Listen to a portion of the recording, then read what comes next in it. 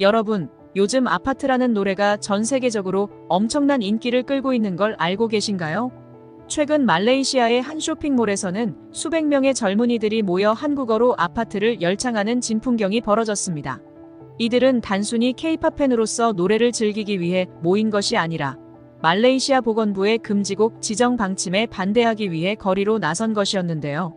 사건의 발단은 말레이시아 보건부가 아파트의 가사가 청소년들에게 부적절한 영향을 미친다는 이유로 곡을 금지할 수 있다고 발표하면서 시작되었습니다. 보건부는 이 노래가 젊은이들에게 부정적인 유혹을 조장하고 이성 간 만남을 부추긴다고 해석했는데요. 말레이시아는 인구의 약 60%가 이슬람교도로 술과 같은 특정 문화 요소에 민감한 사회적 규범이 있죠. 그래서 말레이시아 정부는 이 노래를 공식적으로 금지할 가능성을 언급하게 된 겁니다. 그런데 이에 반발한 말레이시아 젊은이들은 거리에 나와 아파트를 부르며 보건부의 결정을 반대하는 대규모 시위를 벌였습니다. 해외 언론들은 이 사건을 집중 조명하며 말레이시아 정부의 제재가 오히려 젊은 세대가 한국 문화에 더 빠져들게 하는 계기가 되었다고 분석했는데요. 실제로 이 노래는 현재 전 세계 SNS에서 끊임없이 재생되고 있고 그 중독성에 빠져들었다는 후기도 넘쳐납니다. 저 역시 이 노래의 인기가 궁금해져 찾아보게 되었는데 한 번 듣고 나니 그 리듬과 가사가 머릿속에서 떠나질 않더군요. 대체 아파트가 가진 매력은 무엇인지 그 중독성의 비밀을 함께 알아보겠습니다. 아파트는 단순한 K-팝 곡을 넘어서 한국적인 놀이 문화와 독특한 리듬감이 결합된 곡입니다. 특히 이 곡의 인트로 부분에서 들리는 리듬은 한국인들에게 매우 익숙한 술자리 게임 369의 리듬을 떠올리게 하는데요. 이 게임은 숫자를 3의 배수마다 외치지 않고 손뼉을 치며 리듬을 이어가는 술자리 게임으로 한국인이라면 누구나 한 번쯤 해본 적 있는 놀이입니다. 이러한 친숙한 리듬을 기반으로 아파트는 듣는 사람으로 하여금 자연스럽게 박자에 맞춰 박수를 치고 따라 부르게 만듭니다. 이 곡은 블랙핑크의 로제와 브루노 마스가 함께 작업한 결과물인데 두 사람 모두 글로벌 음악 시장에서 엄청난 영향력을 가진 아티스트들이죠. 로제는 한 인터뷰에서 이 곡은 내가 정말 좋아하는 한국의 술자리 게임에서 영감을 얻어 탄생했다고 밝혔습니다. 그는 한국적인 요소를 담아 글로벌 팬들에게도 색다른 매력을 전하고 싶었다고 하는데요. 이를 브루노 마스에게 설명해주자 브루노도 이 게임에 푹 빠져 곡 작업에 열정을 쏟았다고 합니다. 아파트는 중독성 있는 멜로디와 리듬 덕분에 전 세계 팬들에게 빠르게 사랑받았습니다. 이 곡은 빌보드 차트에 진입하며 글로벌 히트곡으로 자리 잡았고 지금은 말레이시아를 비롯해 유럽, 미국, 아시아 곳곳에서 인기몰이를 하고 있습니다. SNS에서는 아파트 챌린지가 끊임없이 업로드되고 있으며 외국 팬들도 아파트 리듬에 맞춰 한국의 술게임을 따라하는 모습을 영상으로 공유하고 있습니다.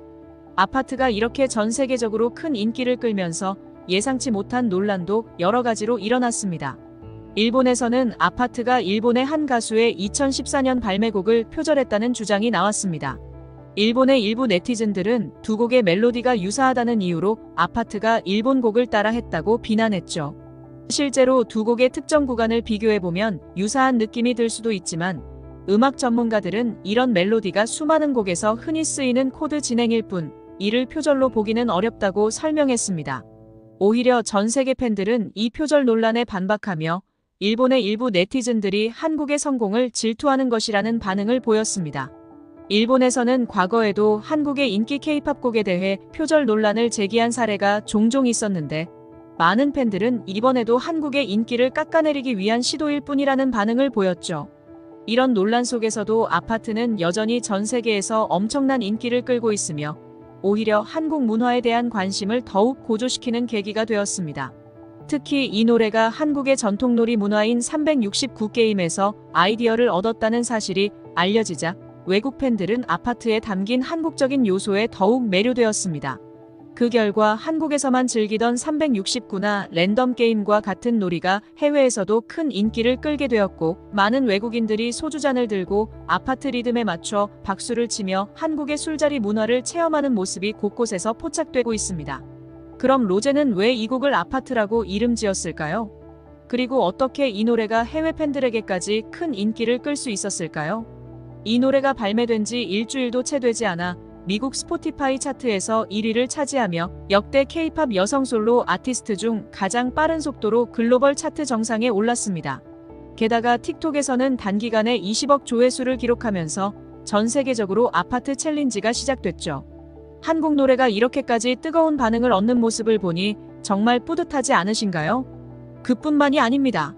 브루노 마스가 자신의 인스타그램 스토리에 오빠 아침 내내 울었어요 유유라는 한국어 메시지를 올리며 이 곡에 감동받았다는 사실이 전해지면서 더욱더 큰 이슈가 되었어요.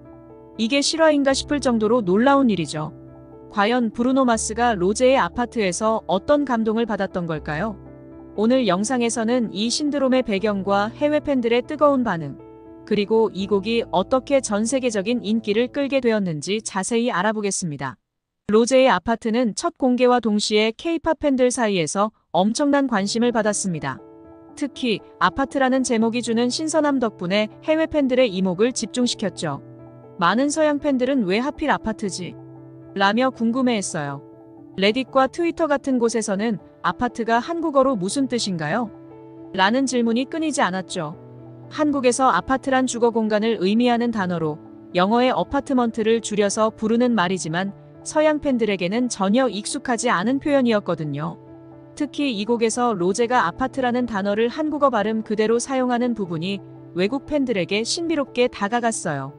어떤 팬들은 한국어 발음이 너무 귀엽다며 감탄했고, 일부는 로제가 굳이 한국어 발음으로 부르는 데는 무슨 숨겨진 의미가 있는 걸까?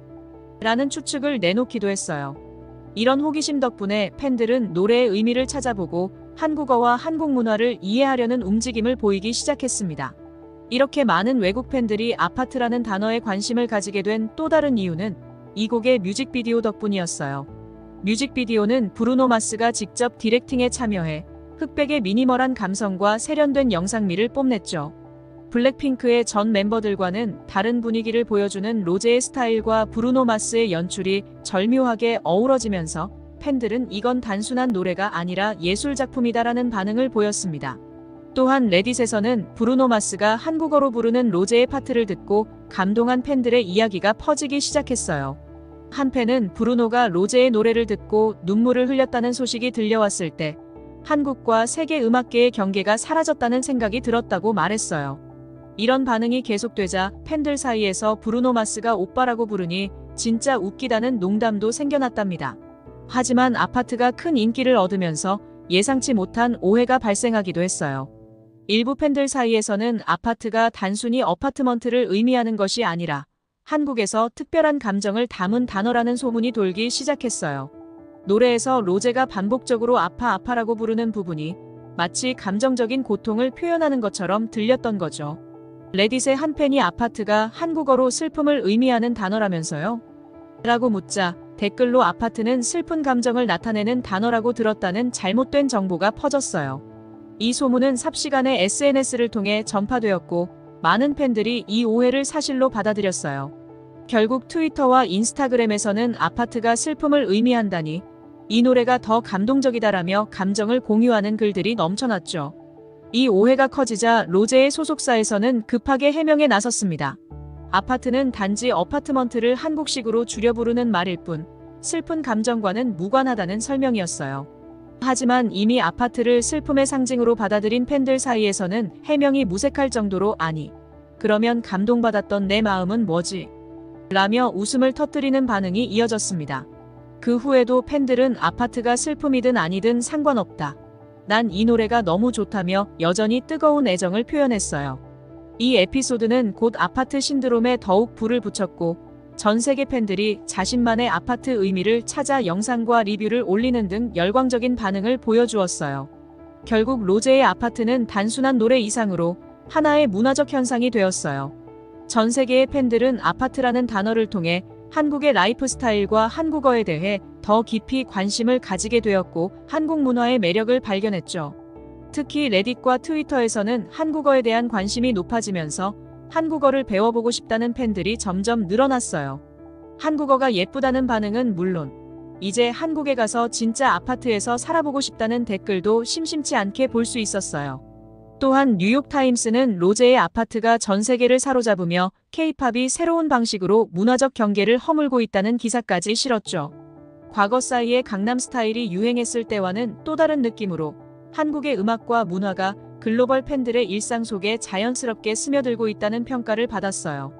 더 나아가 이 곡의 성공은 한국의 문화적 영향력을 보여주는 또 하나의 사례가 되었습니다. 이제 한국 음악은 단순한 유행을 넘어서서 팬들과 소통하고 서로의 문화를 공유하며 세계인들의 마음을 사로잡는 데 성공하고 있어요. 로제의 아파트 신드롬은 여기서 끝나지 않을 겁니다. 팬들은 계속해서 새로운 해석과 이야기를 만들어내며 이 곡에 대한 사랑을 이어갈 것이고 K-팝은 앞으로도 계속해서 전 세계에 놀라운 충격을 주겠죠. 다음으로 브루노 마스가 한국어로 남긴 감동 소감을 들어보겠습니다. 오늘은 전 세계를 감동시킨 한 뮤지션의 한국어 소감과 한국 문화가 어떻게 전 세계적으로 사랑받고 있는지에 대해 이야기해 볼게요. 얼마 전 브루노 마스가 한국 음악 방송에서 1위를 차지하고 아침부터 감격의 눈물을 흘리며 한글로 소감을 남겼다는 사실이 화제가 되었습니다. 한국 팬들에게 아츠아츠, 한국 팬 여러분 너무 감사합니다. 첫음방 1위에서 아침 내내 울었어요 라고 남긴 이 글이 얼마나 큰 반향을 불러일으켰는지 아시나요? 브루노 마스 같은 글로벌 스타가 한국 팬들에게 직접 감사를 전하며 한글로 글을 남긴 것 자체가 정말 특별한 일이었죠. 브루노 마스는 이미 많은 해외 차트에서 정상에 오른 스타이지만 한국의 음악 순위 프로그램에서 1위를 차지한 것은 처음이었어요. 한국 음악 팬들의 열정과 애정에 감격해서 한국어로 소감을 올린 그의 진심이 느껴지는 순간이었습니다. 이렇게 세계적인 스타가 한국 팬들에게 특별한 감사를 표한 것은 K-팝 팬들에게도 굉장한 의미를 주었죠. 브루노 마스는 단순한 외국 가수가 아니라 한국 문화와 팬들에게 존경을 표하는 브루노 오빠로 불리며 한국에서 큰 인기를 끌고 있습니다. 게다가 그의 신곡 아파트는 한국의 술자리 게임에서 영감을 받은 노래라는 사실이 알려지면서 더 큰 화제가 되었어요. 한국에서 자주 하는 아파트 게임을 통해 전 세계 팬들이 한국 문화를 접하게 되었다는 점에서 이번 일은 K컬처의 또 다른 순간이 된 것입니다. 한국의 술자리 문화가 이렇게 전 세계적으로 인기를 끌게 된 것이 얼마나 놀라운 일인가요? 오늘은 이 아파트가 어떻게 탄생하게 되었고 한국 술자리 문화가 어떻게 세계를 강타하게 되었는지 그리고 한국 문화의 가치를 지키기 위해 묵묵히 노력하는 한 한국 기업의 감동적인 이야기를 전해드릴게요. 오늘 이야기를 끝까지 들으시면 한국 문화의 힘과 아름다움을 다시 한번 느끼실 수 있을 거예요. 브루노 마스의 신곡 아파트는 공개되자마자 엄청난 반응을 일으켰습니다. 이 곡은 유튜브에서 불과 5일 만에 조회수 1억 회를 돌파했고 틱톡에서는 아파트 챌린지가 열풍을 일으키며 10억 조회수를 기록했어요. 특히 이 곡이 한국의 술자리 문화에서 영감을 받았다는 사실이 알려지며 더욱 큰 관심을 모으고 있습니다. 아파트 게임은 한국인들에게 익숙한 술자리 게임 중 하나입니다. 이 게임은 주로 사람들이 둘러앉아 술을 마시는 자리에서 분위기를 띄우고 서로 친해지기 위해 자주 하는데요. 룰은 간단하지만 이 게임의 매력은 바로 중독성에 있어요. 사람들은 손뼉을 치며 아파트를 외치고 각자가 정해진 타이밍에 맞춰 동작을 하거나 말을 해야 하는데요. 틀리면 벌칙을 받게 되죠. 브루노 마스가 이런 게임에서 영감을 받아 신곡을 만든 건 한국의 술자리 문화가 얼마나 독특하고 즐거운지 보여주는 증거가 아닐까 싶습니다. 브루노 마스는 한국에서 이 게임을 접하고 사람들이 친구들과 웃고 떠들며 즐기는 모습을 보고 큰 영감을 받았다고 해요. 그래서 아파트라는 곡을 만들게 되었고 이 게임의 리듬을 그대로 노래에 녹여내면서 전 세계 사람들이 한국 문화를 간접적으로 경험하게 된 거죠. 브루노 마스의 열정적인 퍼포먼스와 한국 술자리의 분위기가 합쳐져 이 노래는 곧 글로벌 팬들 사이에서 한국 문화를 체험할 수 있는 작은 창구가 된 것입니다. 특히 SNS에는 한국 술 게임을 친구들이랑 해봤다. 아파트 게임 너무 재밌어서 자꾸 하게 된다는 반응이 쏟아지고 있어요. 미국, 유럽, 남미 등지의 팬들이 이 게임을 모방하면서 한국식 술자리를 체험해보려고 하고 있습니다. 브루노 마스 덕분에 전 세계 팬들이 한국의 술자리 문화를 알아가고 한국적인 정서가 담긴 이 게임을 즐기고 있는 겁니다. 더 나아가 많은 해외 팬들은 한국의 음주 문화와 친구들 사이의 유대감을 느끼며 한국 문화를 더 깊이 이해하게 되었다고 이야기합니다. 그저 재미로 시작한 게임이지만 그 속에는 한국의 정서와 사람들이 서로를 챙기고 즐기는 독특한 문화가 담겨 있다는 점에서 놀라움을 표하는 팬들도 많습니다. 이러한 반응은 K-팝이나 K-드라마와는 또 다른 방식으로 한국 문화를 세계에 알리는 계기가 되고 있습니다. 이번에는 가장 한국적인 것이 가장 세계적이다라는 말을 또 한 번 증명해낸 한 한국 기업의 감동적인 이야기를 전해드리겠습니다. 이 기업은 한국의 소중한 유산을 되찾기 위해 많은 노력을 기울여 왔는데요. 해외 경매에 등장한 한국의 유물들을 낙찰받아 다시 한국으로 들여와 박물관에 기증하기로 했습니다. 현재까지 조선시대 유물부터 한국 전쟁 당시의 희귀한 자료들까지 이 기업의 노력으로 다시 한국 땅을 밟게 된 것이죠. 한국은 오랜 역사 속에서 많은 문화재들이 외국으로 반출되었고 그중 일부는 해외 경매에서 거래되며 다시 한국으로 돌아오지 못할 뻔한 상황이 많았습니다. 그런데 이 기업이 나타나 그 유물들을 하나씩 되찾아오며 한국 국민의 이름으로 기증하겠다고 선언한 겁니다. 이 기업은 단순히 유물만 되찾아오는 것이 아닙니다. 과거에는 한국 전쟁에 참전했던 나라들에게 감사의 뜻을 전하기 위해 황금 카네이션을 선물하며 전 세계의 주목을 받기도 했죠. 이들의 진심 어린 활동에 많은 해외 네티즌들도 감동하고 있으며 한국이라는 나라에 대한 이미지가 크게 상승하고 있습니다. 한국은 경제대국일 뿐만 아니라 문화를 지키고 존중하는 국가라는 평가를 받고 있는 거죠. 특히 이 기업은 참전국의 후손들에게도 꾸준한 지원을 이어가고 있습니다. 이들은 한국전 당시 희생된 외국 군인들의 유가족들에게 직접 연락해 감사의 인사를 전하고 한국 전쟁에 관련된 역사적인 자료들을 기증하기도 합니다.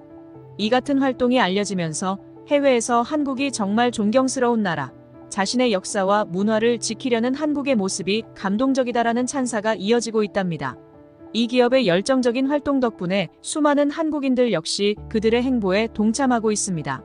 한국 전쟁 당시 참전했던 국가들에 대한 감사의 표시로 후원금을 기부하는 사람들이 늘어나고 있으며 한국인의 애국심과 자부심을 되새기고 있습니다. 이러한 작은 기부와 지원이 모여 한국의 역사와 유산을 지키는데 큰 힘이 되고 있습니다. 오늘은 브루노 마스의 신곡 아파트가 어떻게 한국 술자리 문화를 전 세계에 알리고 있는지, 그리고 한국의 유물을 되찾기 위해 묵묵히 노력하고 있는 한 한국 기업의 이야기를 나누어 봤습니다.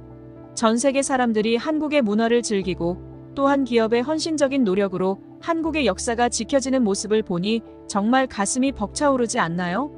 한국은 단순히 K-팝, K-드라마로 주목받는 나라가 아니라 우리의 전통과 역사를 지키고 존중하는 나라라는 점에서 더 큰 자부심을 느낍니다. 이러한 노력 덕분에 한국은 단순한 경제적 성장을 넘어 문화적 가치와 깊이를 세계에 전파하는 강력한 나라로 성장하고 있습니다. 시청자 여러분도 오늘 이야기 속에 담긴 한국의 자부심과 문화적 힘을 느끼셨길 바랍니다.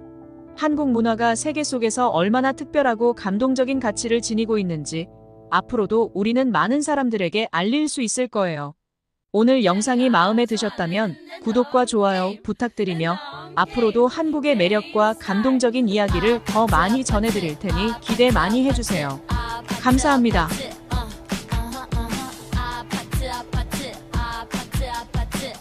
일본에서는 말도 안 되는 일이라고 말합니다. 그 말도 안 되는 일이라고 하는 게 바로 한류입니다. 20해 전 겨울연가로 첫 불꽃을 튀긴 한류가 지금 일본 열도에서 더 뜨겁게 타오르고 있습니다. 보아, 동방신기가 열어준 길 위에 아이브, 에스파, 르세라핌, 뉴진스가 번개처럼 질주, 데뷔 2년 남짓해 도쿄돔을 가득 메우고 홍백가 앞전, 서머소니까지 싹쓸이하며 일본 대중음악 판도를 뒤집고 있죠. 덕분에 일본은 음반 수출액 부동의 1위, 팬덤은 중장년을 넘어 15살 교복 세대까지 확산, 비자 완화까지 겹쳐 K-팝 공습이 일상이 됐습니다. 이와 관련한 사연을 지금 바로 들어보겠습니다. 잠깐 1초만 투자해서 좋아요, 구독 눌러주세요. 안녕하세요. 저는 오스카 가오리라고 합니다. 올해 38해를 맞은 저는 도쿄 변두리의 조용한 서점에서 일하며 퇴근하면 작은 다락방에서 한글 필사와 콘서트 브이로그 편집으로 밤을 지새우곤 합니다. 혹시 제 이름이 낯익으신 분이 있다면 오래전부터 K-팝을 쫓아다닌 일본 팬 커뮤니티에서 한 번쯤 제 글을 본 기억이 있을지도 모르겠습니다. 오늘 이렇게 용기를 내어 사연을 띄우는 까닭은 제가 한국 대중문화의 첫눈을 빼앗긴 지 꼭 20해가 된 지금 그 긴 시간의 설렘과 변화를 한 번쯤 정리해보고 싶었기 때문입니다. 저에게 한국이라는 나라는 처음부터 화려한 스포트라이트로 다가온 게 아니었습니다. 2002년 봄, 당시 17살이던 저는 교복 치마 주머니에 삐뚤빼뚤 접힌 용돈을 쑤셔 넣고 동네 음반점에 들렀습니다. 그날 진열대 맨 앞줄에서는 윤기가 흐르는 검은 머리카락의 소녀가 반짝이는 이어폰을 꽂은 채 미소 짓고 있었습니다. 자주색 배경에 큼지막하게 적힌 음반 제목 Listen to my heart 극의 보아라는 한국 가수의 일본 데뷔 앨범이라는 사실을 저는 그 자리에서 처음 알았습니다. 호기심 반, 사춘기 소녀 특유의 즉흥성 반으로 앨범을 집어들었고 집으로 돌아와 신청곡 프로그램 대신 플레이 버튼을 눌렀을 때 제 방 천장 가득 울려 퍼진 보컬은 낯설면서도 묘하게 익숙했습니다. 이건 어느 나라의 언어일까? 가사 카드에는 동글동글한 글자가 영어 가사 옆에 병기되어 있었는데 저는 그 글자를 제대로 읽을 수 없으면서도 어쩐지 또렷이 발음해보고 싶다는 충동을 느꼈습니다. 며칠 뒤 학교 도서관 컴퓨터로 검색해보니 그 글자가 한글이라는 사실, 그리고 보아가 한국인 가수라는 사실이 연달아 밝혀졌습니다. 인터넷 속 누군가가 이 무대는 한국 음악 방송에서 먼저 나왔다라며 퍼올린 영상을 첨부해 두었지요. 버퍼가 느린 시대였음에도 저는 달달 떨리는 화질을 꾹 참고 로딩 막대를 바라보았습니다. 환한 조명이 켜지고 스피커에서는 또렷한 모두 함께라는 한국어 멘트가 흘러나왔습니다. 무대를 가득 채운 댄서들의 군무, 객석에서 숨을 맞춰 흔들리는 야광봉, 그리고 화면 아래에 떠오르는 생경한 자막이 제 10대 감수성을 단숨에 사로잡았습니다. 세계 어딘가에 나와는 전혀 다른 언어로 노래하고 춤추는 동년배가 있구나. 그 사실 하나만으로도 심장이 터질 듯 뛰었고 나는 언젠가 반드시 이 무대를 눈앞에서 보리라고 그때 처음 막연히 다짐했습니다.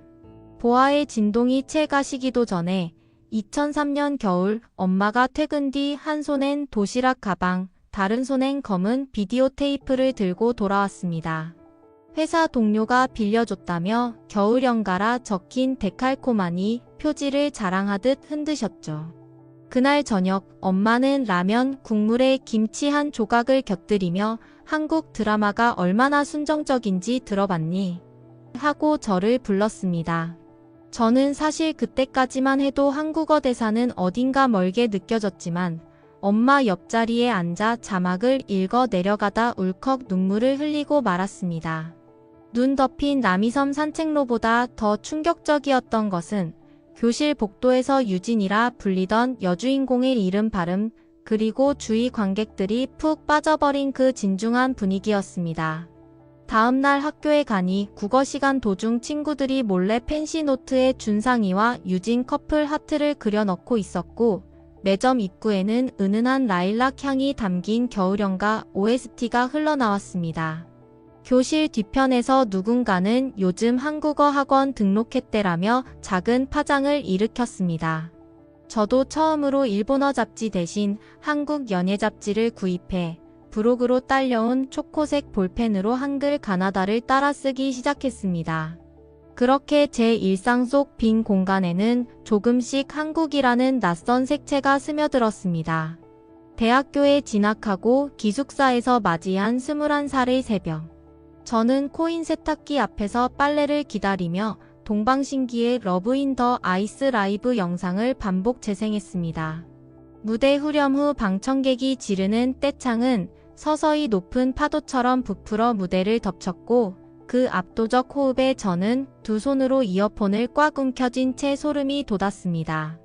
마침내 이건 화면으로만 볼 수 없는 감동이라는 결론이 뇌리에 스쳤습니다. 당시 제 통장 잔액은 3만엔 남짓, 항공권과 콘서트 티켓이라는 두 마리 토끼를 잡기엔 터무니없이 모자랐습니다.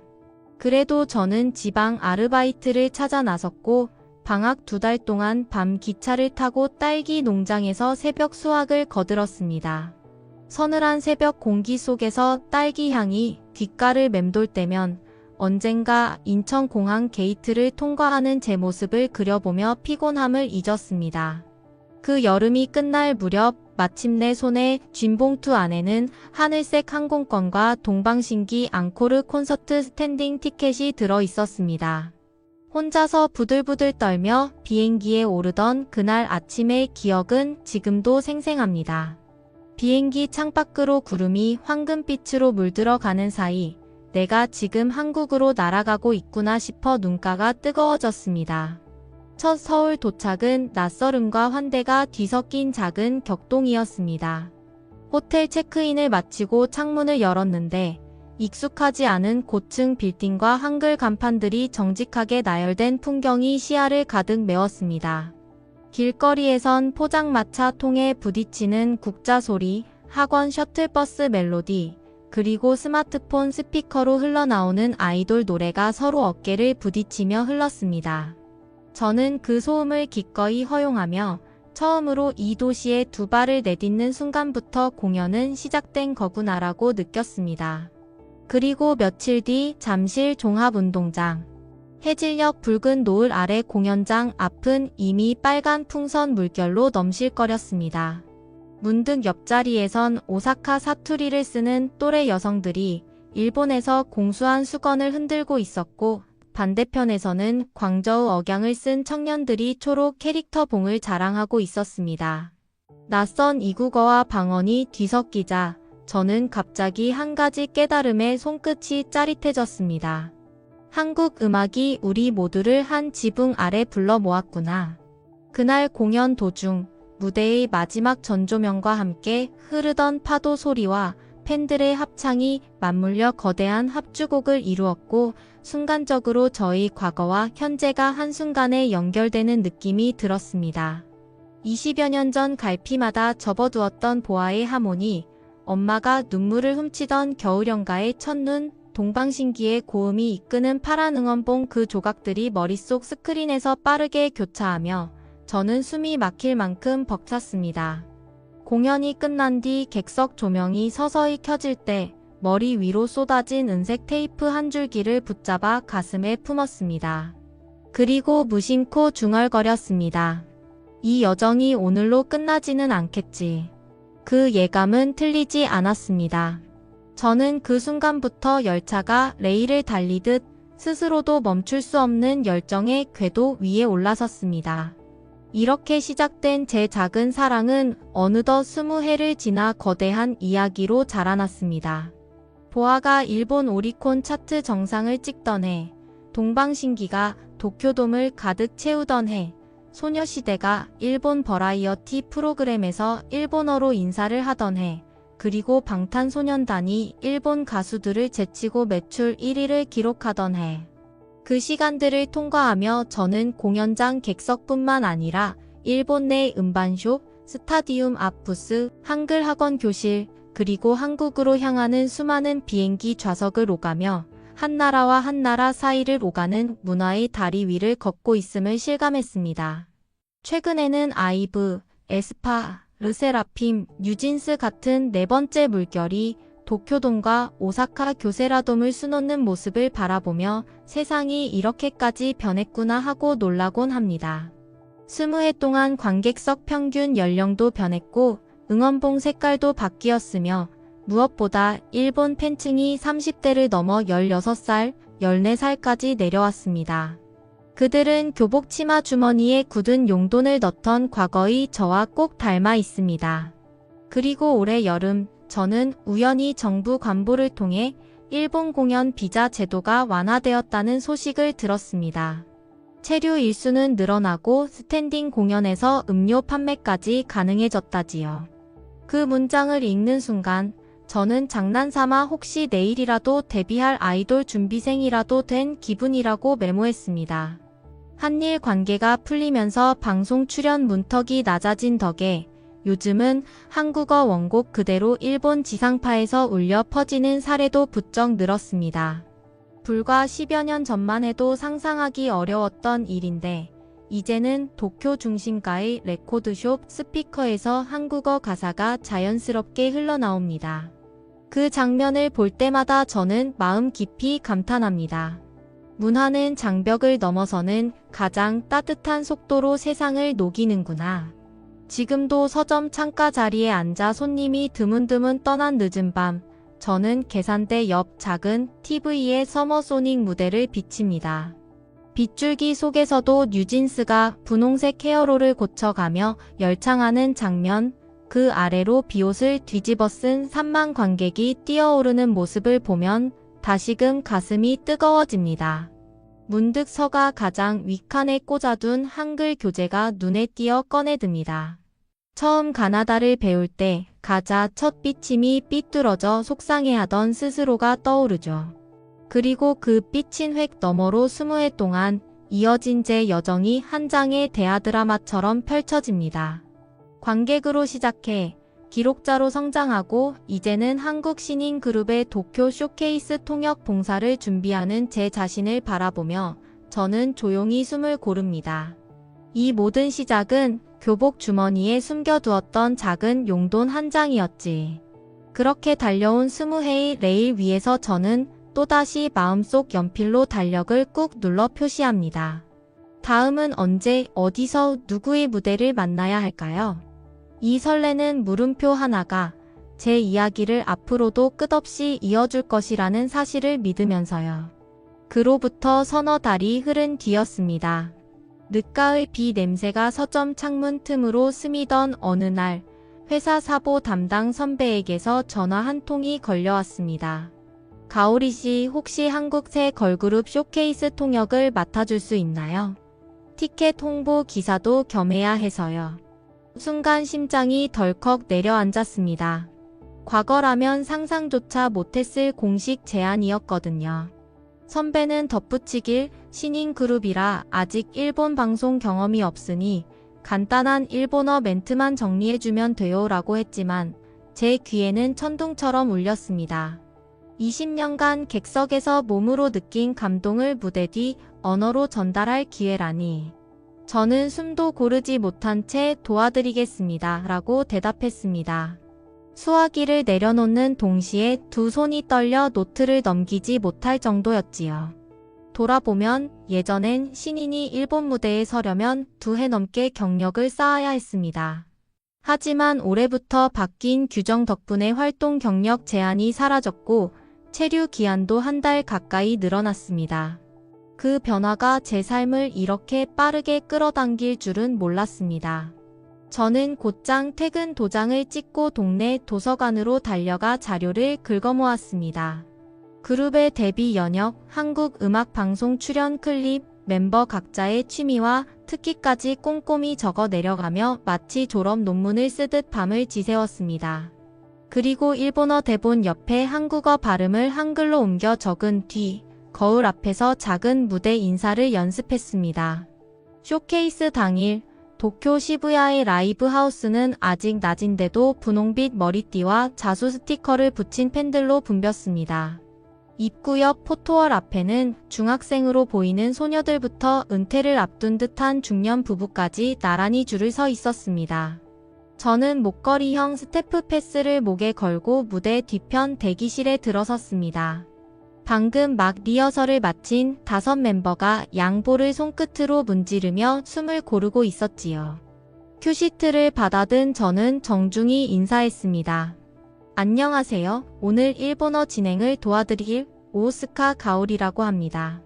막내 멤버가 눈을 동그랗게 뜨고 선생님, 혹시 일본 분이신데 한국어를 그렇게 잘하세요? 하고 물어왔습니다. 저는 웃으며 제가 한국 문화 덕분에 여기까지 왔으니 오늘은 제가 여러분께 작은 힘이 되고 싶습니다. 라고 답했습니다. 순간 멤버들의 얼굴에 안도의 빛이 스쳤고 그 표정을 보는 순간 저는 왠지 울컥했습니다. 객석에서 바라보던 우상이 이제 손등에 마이크를 쥐고 제 눈앞에서 긴장하는 모습이라니 언젠가 꿈꾸던 장면이 아니었을까요? 무대 조명이 서서히 밝아지고 첫 곡 전주가 흘러나오자 객석은 기다렸다는 듯 함성으로 터졌습니다. 저는 무대 뒤 통역 부스에서 관객석 반응을 모니터로 지켜보았습니다. 노란과 하늘색이 섞인 응원봉의 파도가 출렁이는 순간 머릿속에는 과거 동방신기 콘서트에서 처음 목격한 붉은 물결이 겹쳐졌습니다. 세대가 바뀌어도 이 열기는 변함이 없구나. 노래 두 곡이 끝난 후 진행자가 멤버들에게 인사말을 요청했습니다. 저는 미리 준비한 일본어 멘트를 큐시트에 맞춰 마이크로 전달했고 멤버들은 따라 읽되 자신들만의 억양과 눈웃음을 얹어 매끄럽게 소화했습니다. 객석에서는 감탄이 섞인 웃음이 퍼졌고 저는 뿌듯함에 숨이 벅찼습니다. 인터뷰 코너에서 사회자가 일본 팬 여러분께 전하고 싶은 한마디 라고 묻자 리더가 망설임 없이 한국어로 외쳤습니다. 다음번에는 도쿄돔에서 만납시다. 이어 저는 일본어로 번역해 전달했습니다. 뜻을 이해한 순간 관객석이 순식간에 들썩였고 소녀들은 서로의 손을 꽉 맞잡고 눈을 반짝였지요. 그 장면을 보며 저는 불현듯 보아가 도쿄돔을 꿈이라며 이야기하던 인터뷰가 떠올랐습니다. 그로부터 20해가 지나 신인 그룹이 도쿄돔을 입에 올려도 이상하지 않을 만큼 판이 커졌습니다. 관객석의 10대 소년 소녀들은 그 꿈을 당연히 이뤄질 미래처럼 받아들이고 있었습니다. 쇼케이스가 끝난 뒤 저는 관객 출구 쪽에 서서 반응을 기록했습니다. 14살쯤 되어 보이는 여학생이 어깨를 들썩이며 한국어 가사는 모르지만 리듬이 마음을 울려요라고 말했고 옆에 있던 어머니는 한글 자막 앱을 받아 적느라 손목이 아팠다고 웃었습니다. 또 다른 중년 팬은 방탄소년단 이후 K-팝이 제 삶의 엔진이 됐다며 눈시울을 붉혔고 대학생 커플은 이제 영어 팝보다 한국 곡이 더 재밌다고 귀띔했습니다. 저는 그 목소리 하나하나를 받아 적으며 실제 데이터를 기사 초안에 반영했습니다. 팬층 세대 다변화, 한국어 원곡 선호도 상승, 공연 산업 파급력 같은 키워드가 제 펜 끝에서 자연스럽게 흘러나왔습니다. 이튿날 새벽 사보 마감 직전 저는 마지막 문단을 이렇게 닫았습니다. 달라진 것은 공연장 규모와 팬 연령, 변하지 않은 것은 첫 베이스 드롭이 심장을 두드릴 때의 전율이다. 그리고 이 짜릿함은 앞으로도 새로운 세대의 일본 관객을 한국으로 또 한국을 일본으로 이끌 것이다. 원고를 보내고 나니 새벽 5시 창문 너머로 푸르스름한 빛이 번지고 있었습니다. 저는 잠시 눈을 감고 어제의 함성을 떠올렸습니다. 그 소리는 처음 동방신기를 보러 갔을 때의 떼창과도 올해 여름 서머소닉에서 울려 퍼지던 합창과도 묘하게 닮아 있었습니다. 20해라는 시간 속에서도 K-팝 무대는 언제나 지금 이 순간을 선명히 증명해 왔으니까요. 며칠 뒤 기사가 발행되자 예상보다 뜨거운 반응이 나타났습니다. 우리 지방 도시에서도 이런 쇼케이스가 열리면 좋겠다는 댓글부터 한국어 공부 모임을 만들자는 제안까지 올라왔습니다. 편집국장은 제게 별도 메일을 보내 현장감 있는 통역 경험이 기사에 녹아 있었다는 칭찬을 아끼지 않았습니다. 저는 책상 위에서 그 메일을 읽으면서 문득 한 가지 결심이 떠올랐습니다. 다음에는 객석의 함성만 기록할 게 아니라 무대를 만드는 사람들의 땀과 꿈까지 전하고 싶다. 그렇게 마음을 굳히자 눈앞에 또 하나의 길이 그려졌습니다. 번역 봉사, 다큐멘터리 취재, 그리고 일본 지방 도시와 한국 기획사를 잇는 네트워크 구축까지 제 안의 열정이 새싹처럼 돋아나는 느낌이었습니다. 그날 저녁 저는 도쿄역 근처 한국 식당에서 첫 K-팝 팬클럽 회의를 열었습니다. 모임 공지가 나간 지 이틀 만에 20명이 넘는 사람들이 모였는데 중학생부터 은퇴 교사까지 구성원이 다양했습니다. 우리는 네모난 철판 위에 불고기를 지글지글 구워 먹으며 각자의 첫 한류 추억을 나눴습니다. 어떤 이는 겨울연가 OST를 들으며 첫사랑을 떠올렸다고 했고 또 다른 이는 방탄소년단 콘서트에서 인생의 전환점을 맞았다고 고백했습니다. 조용히 메모만 하던 고등학생 소녀는 문득 이렇게 털어놓았습니다. 저는 한국어로 직접 가사를 쓰는 싱어송라이터가 되고 싶어요. 그 순간 주변이 환해진 듯 했습니다. 저는 숟가락을 내려놓고 언젠가 이 소녀가 도쿄돔 무대 한가운데서 자신이 쓴 한국어 노래를 부를지도 모른다는 예감의 전율을 느꼈습니다. 모임을 마치고 나오는 길 차가운 밤바람이 뺨을 스쳤지만 제 가슴은 뜨겁게 뛰었습니다. 역사책에서 본 실크로드라는 단어가 떠올랐습니다. 과거의 상인들은 비단과 향신료를 교역했다면 지금 우리는 노래와 춤, 이야기와 언어를 실어 나르고 있습니다. 그리고 그 길 위에 우리가 새로운 세대가 함께 서 있습니다. 저는 하늘을 올려다보며 조용히 속삭였습니다. 한국에서 불어온 열풍이 여기 일본에서 또 하나의 바람으로 태어나고 있구나. 집에 도착하자마자 거실 한켠 콘서트 티켓 전시판을 바라보았습니다. 보아의 클래식한 앨범 표지, 동방신기의 레이저 쇼 사진, 소녀시대의 분홍빛 콘페티, 방탄소년단의 빅히트 로고, 그리고 오늘 받은 신인 그룹 사인이 정갈하게 붙어 있었습니다. 저는 새 티켓을 살포시 꽂으며 조용히 마음속에 묻습니다.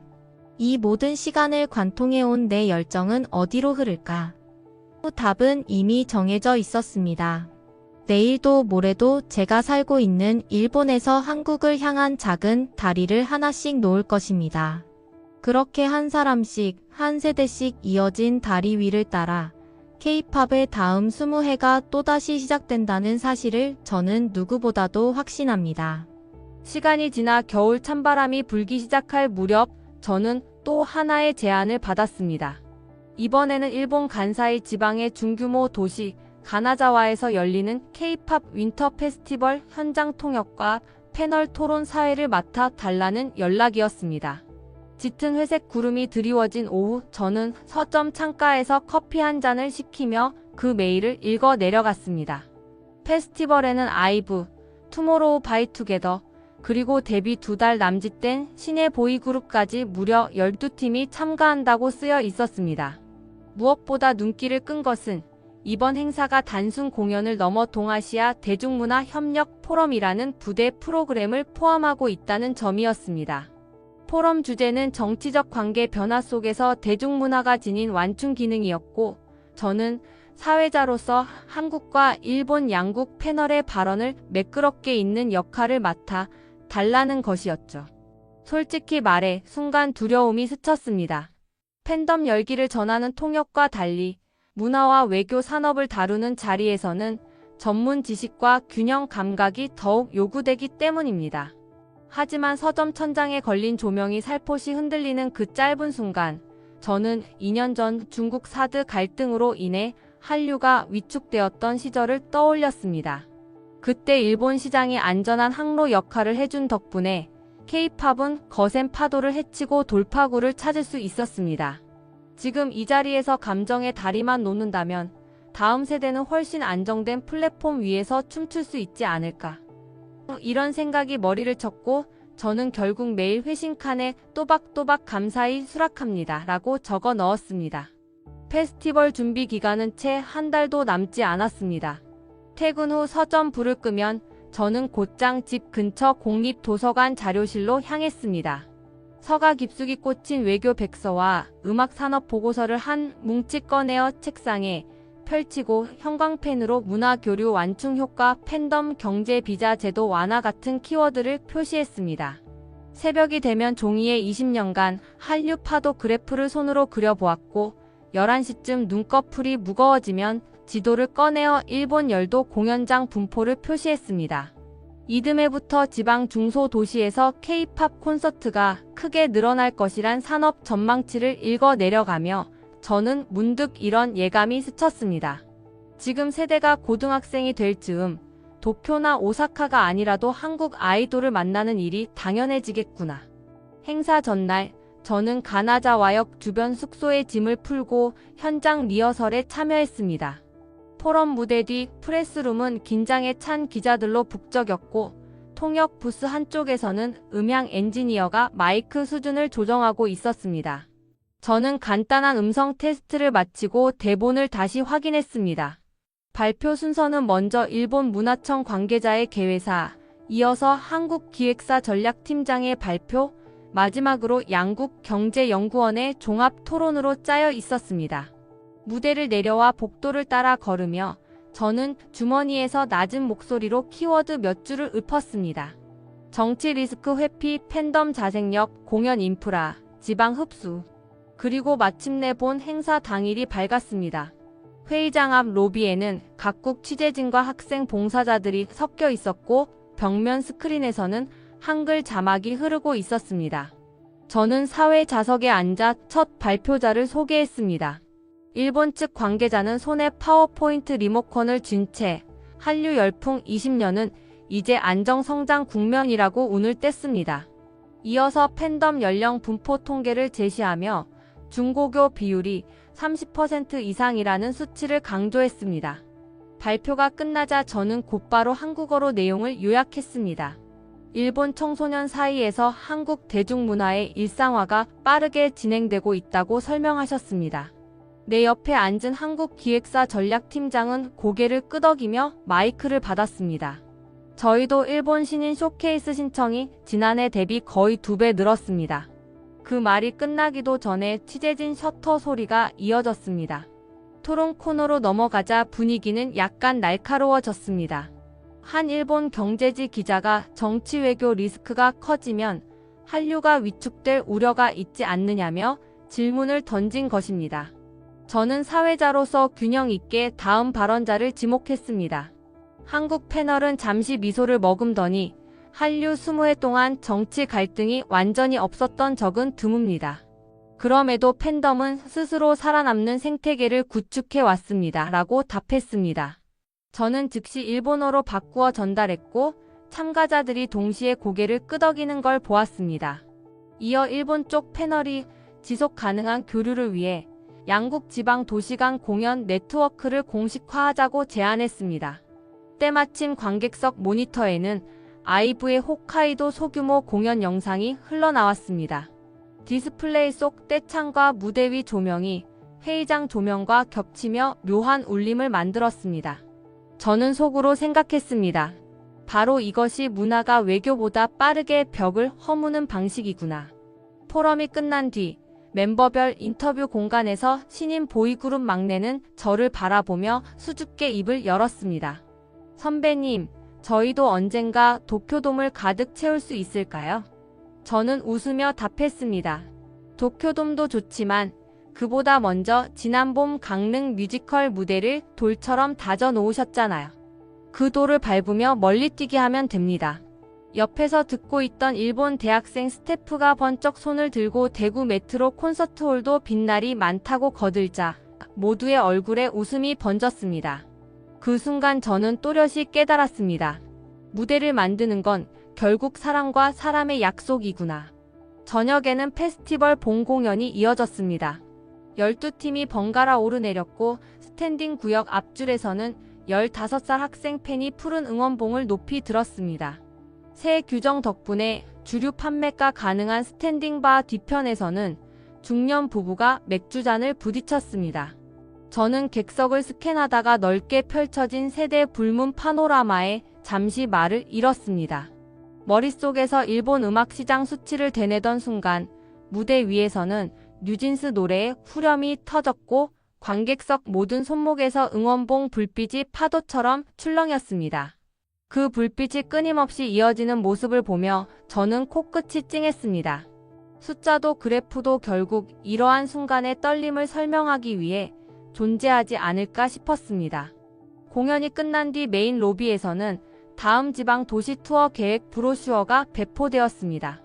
저는 한 장 받아 접어들고 호텔로 돌아가는 셔틀버스에 올랐습니다. 차창 너머로 가나자와 전통 목조 건물 처마에 달린 종이 등이 흔들리고 있었습니다. 그 등 아래에서는 관광객들이 꽃이 어묵을 맛보고 기모노 차림 가이드가 한국어로 길을 안내하고 있었습니다. 버스 안 어딘가에서 누군가 휴대폰으로 방탄소년단 노래를 흥얼거리자 맞은편 좌석 노부부가 둥글게 미소 지었습니다. 저는 그 영롱한 장면을 눈에 새기며 다짐했습니다. 이제부터는 숫자와 현장을 연결하는 통역이 아니라 정책과 꿈을 이어주는 징검다리가 되어야겠다. 도쿄로 돌아온 다음 날, 저는 새벽 5시가 채 되기 전에 잠에서 깼습니다. 머릿속이 이상하게 뜨겁고 손끝이 근질거렸습니다. 급히 노트북을 켜고 빈 문서를 열어 제목을 쳤습니다. K-팝과 동아시아 문화 교류, 20회의 궤적과 다음 세대 전략. 이어서 천천히 첫 문장을 써 내려갔습니다. 20회 전 외갓집 브라운관 속 눈 덮인 춘천 풍경이 오늘날 일본 지방 도시를 잇는 문화 실크로드의 씨앗이 되었습니다. 그 문장을 쓰자마자 깊은 한숨과 함께 묘한 안도감이 밀려왔습니다. 마치 지난 20회 내내 가슴속에서 두근거리던 이야기가 비로소 구체적 언어를 입은 듯 했습니다. 저는 태극 문양 책갈피를 노트북 옆에 세워두고 해가 떠오를 때까지 쉬지 않고 타자음을 이어갔습니다. 그 글이 완성되는 순간 38살의 저는 어쩌면 17살에 처음 보아를 들었던 그날보다 더 크게 심장이 뛰고 있었습니다.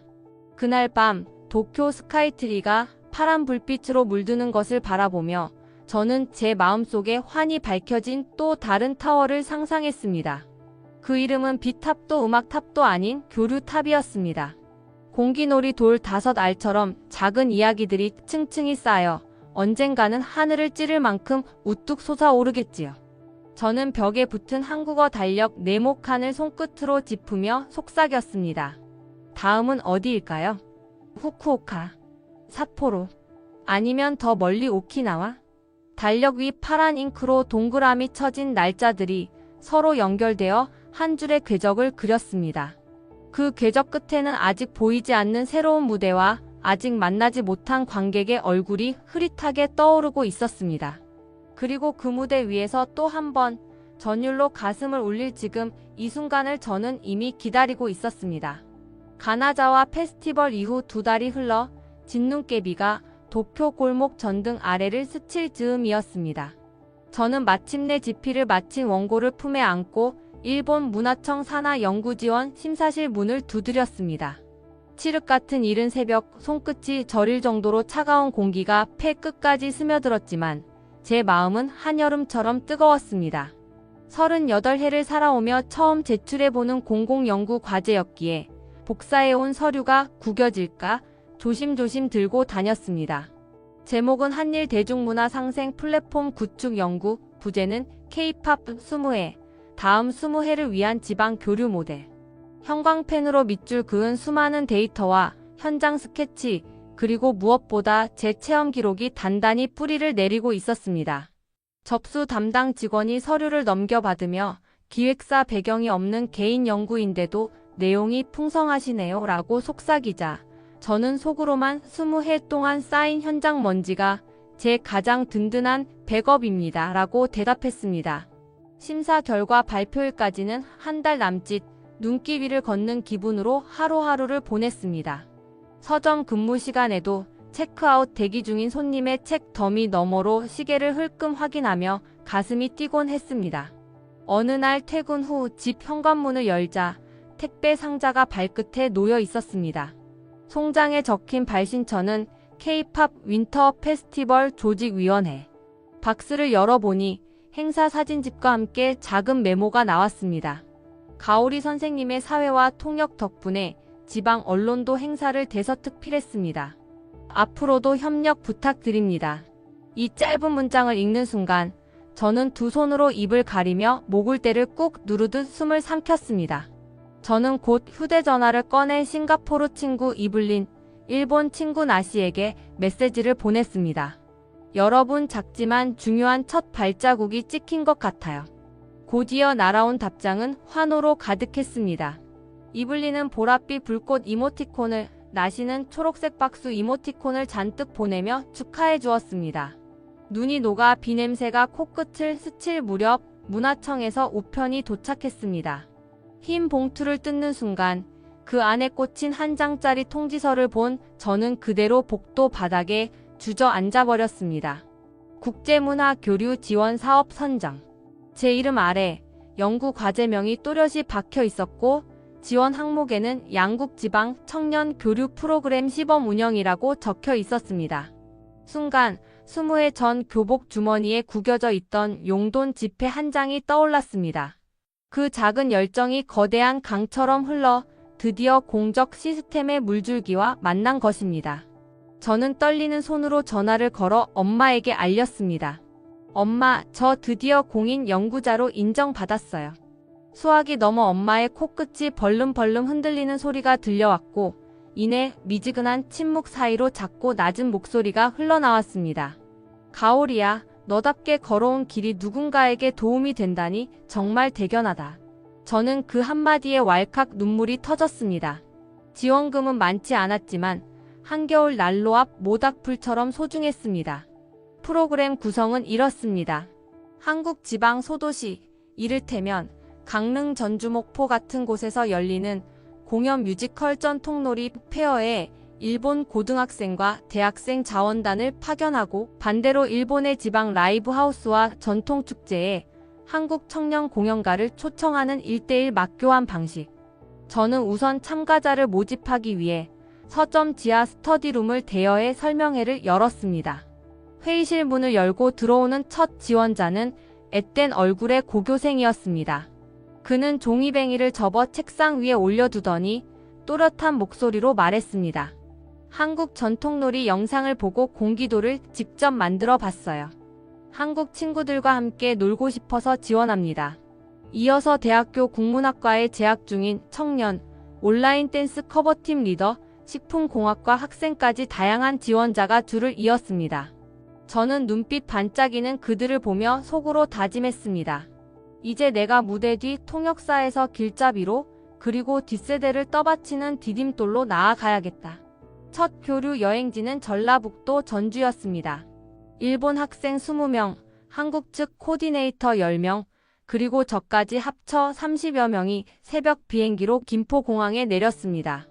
전주 한옥마을 입구에는 밤새 비가 그친 뒤 안개가 끼어 있었고, 전통 기와지붕 사이로 김이 모락모락 쏟았습니다.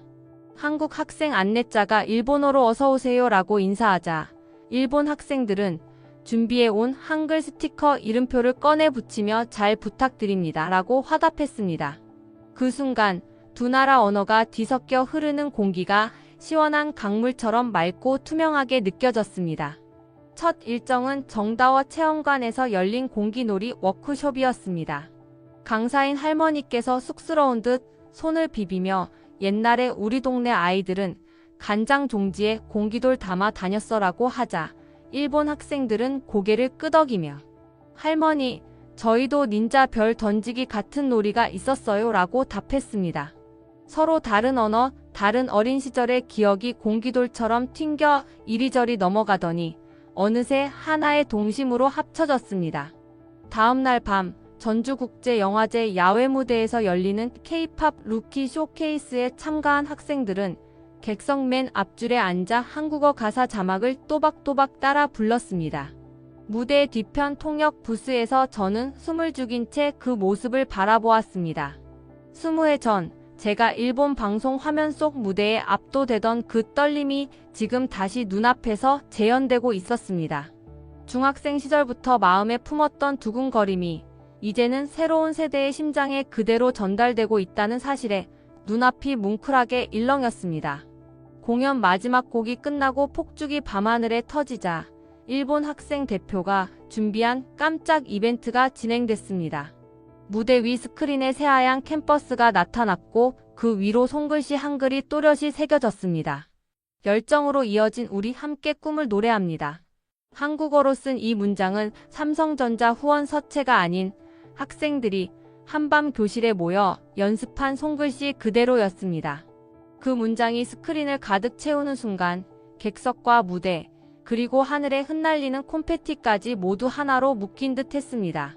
저는 무심결에 손을 가슴에 얹고 처음 눈으로 읽거나 귀로 듣는 것도 아닌 가슴으로 이해한다는 감각을 맛보았습니다. 교류 프로그램 마지막 일정은 전주역 사관 강당에서 열린 소감 발표회였습니다. 일본 학생 리더가 마이크를 잡고 선언하듯 말했습니다. 저는 오늘부터 매주 한국어 일기를 쓰겠습니다. 내년 이맘때쯤 이 자리에서 유창하게 발표할 수 있도록요. 이어 한국 학생 대표는 우리는 일본 친구들과 사케잔의 막걸리를 따라 마시는 날을 기다리겠습니다. 서로 언어가 어색해도 노래만큼은 같은 박자로 부를 수 있으니까요 라고 응수했습니다. 강당은 뜨거운 박수로 가득 찼고 저는 그 박수 속에서 또렷한 현실감을 느꼈습니다. 이제 바통은 내 손을 떠나 저 아이들의 손으로 넘어갔구나. 도쿄로 돌아온 직후 저는 연구 결과 보고서를 제출하며 프로그램 영상을 온라인에 공개했습니다. 조회수는 일주일 만에 수십만 회를 넘어섰고 댓글에는 우리 도시에도 교류팀을 보내달라, 다음에는 태권도와 가라테 콜라보를 해보자 같은 아이디어가 본물처럼 터졌습니다. 문화청 관계자는 놀란 목소리로 전화해 예산 확대를 검토해보겠다고 했고, 한국관광공사 담당자는 일본 지방 거점 프로그램을 정례화하자고 제안했습니다. 서점 동료들은 점심시간마다 제 연구 발표 영상을 돌려보며 가오리 씨, 다음에는 우리도 행사 자원봉사 신청해도 되죠? 하고 눈을 반짝였습니다. 저는 두 손을 모아 당연하죠 라고 답했습니다. 그 순간 20회 전 보아의 노래 한 소절이 제 귓가에 미세하게 흘러들었습니다. Listening to my heart라는 영어가 아니라 내 마음을 들려줄게라는 순수한 메시지였지요. 이제 저는 서점 카운터 뒤에 문화 교류 코너를 따로 마련했습니다. 한국어 교재, 한식 레시피북, 일본어판 K-팝 미디어 연구 서적, 그리고 학생들이 보내온 손글씨 엽서까지 정성껏 전시했습니다. 그 앞을 지나던 노년의 손님은 호기심 가득한 얼굴로 책등을 후으며 이제는 전국 어디서나 한국 노래를 들을 수 있구먼 하고 웃으셨고, 중학생 소녀는 한국어 쓰기 연습장 책을 품에 안고 기념사진을 찍었습니다. 저는 계산대에 서서 여전히 짧은 쉬는 시간마다 한글 필사를 합니다. 그러나 이제 그 글자들은 제 노트 안에서만 머물지 않습니다. 다음 세대가 손에 쥐릉원봉, 함께 튕길 공기돌, 그리고 지방 도시를 잇는 작은 다리가 되어 낯선 하늘 아래에서도 빛나리라 믿습니다. 이 영상을 청취하고 계신 여러분, 혹시 심장이 기분 좋게 두근거린다면 머뭇거리지 마시고 한 발 내디뎌 보시겠습니까?